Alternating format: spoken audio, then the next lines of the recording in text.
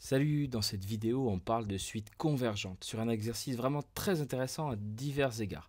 Le premier, c'est qu'il est composé de questions vraiment très classiques qui reviennent très souvent également, récurrence, variation, convergence et puis déduction, détermination de la limite grâce au théorème du point fixe qui, je le rappelle, n'est plus au programme donc est admis.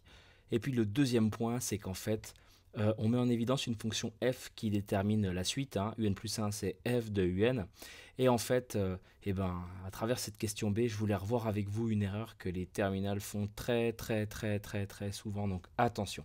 Donc cet exercice est aussi l'occasion pour moi de revenir sur ce point crucial. Allez, générique.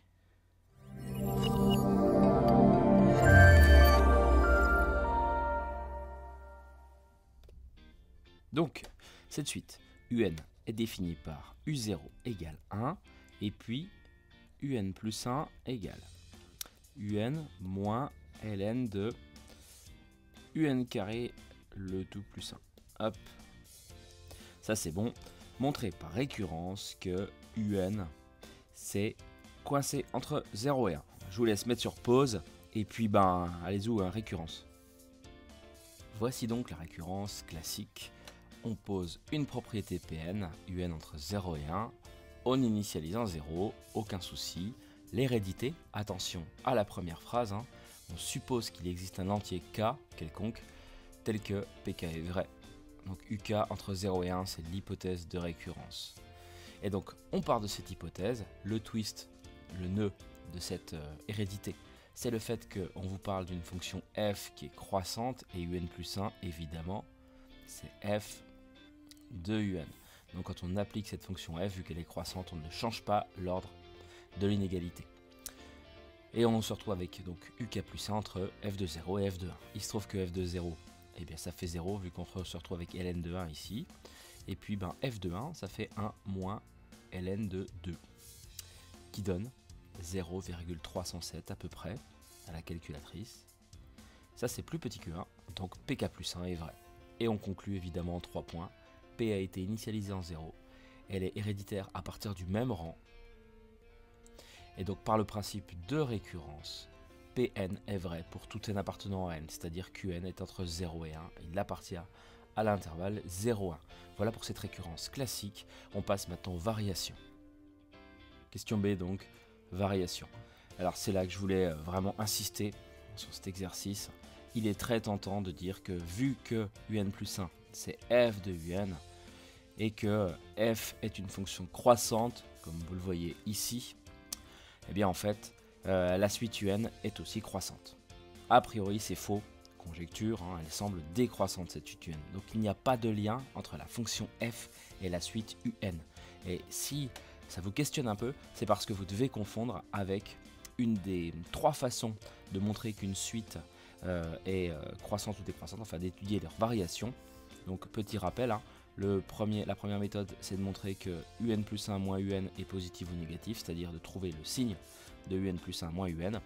La deuxième, c'est de positionner un plus 1 sur un par rapport à 1 lorsqu'on sait que un est à signe constant. Ici on sait qu'elle est toujours positive, donc pourquoi pas. Et la dernière, c'est quand on a une suite définie de manière explicite, et c'est là que le problème se pose. Si on a un plus 1 égale f de n, alors là d'accord, si f est croissante, un sera croissante aussi, sachant que la réciproque est fausse au passage. Donc il faut que votre suite soit explicite pour pouvoir utiliser cette façon de faire. Ici elle est définie par récurrence, on a un plus 1 égale f de un. Et donc il n'y a pas de lien de corrélation directe en tout cas entre f et puis un. Il faut un élément supplémentaire et ça c'est plus au programme de termes. Donc on va oublier cette méthode là bien sûr. Donc c'était vraiment pour vous rappeler ce point là. Ici on va partir de manière plutôt basique sur un plus 1 moins un, pourquoi pas. Un plus 1 moins un, qu'est-ce que ça donne? On voit que si on passe le un de l'autre côté, on se retrouve avec moins ln de un au carré plus 1. Et donc c'est cette quantité dont on a à étudier le signe. Or, qu'est-ce qu'on peut dire de un? On vient de montrer à l'instant que un était entre 0 et 1. Donc quand je mets ça au carré, vu que tout est positif, on est sur R+, entre 0 et 1. Donc on va se retrouver entre 0 au carré et puis 1 au carré. Jusque là ça va. J'ajoute 1, on se retrouve donc avec un au carré plus 1 entre 1 et 2. Et donc je vais composer par la fonction ln qui est croissante. On se retrouve entre ln de 1 et puis ln de 2. Ça c'est car ln est croissante sur R plus étoile.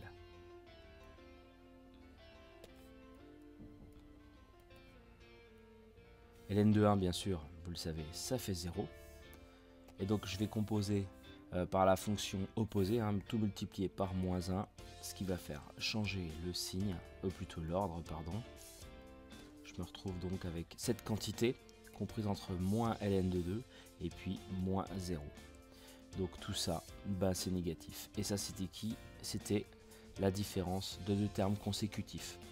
Donc, quel que soit n appartenant à n, je vais avoir un plus 1 moins un négatif.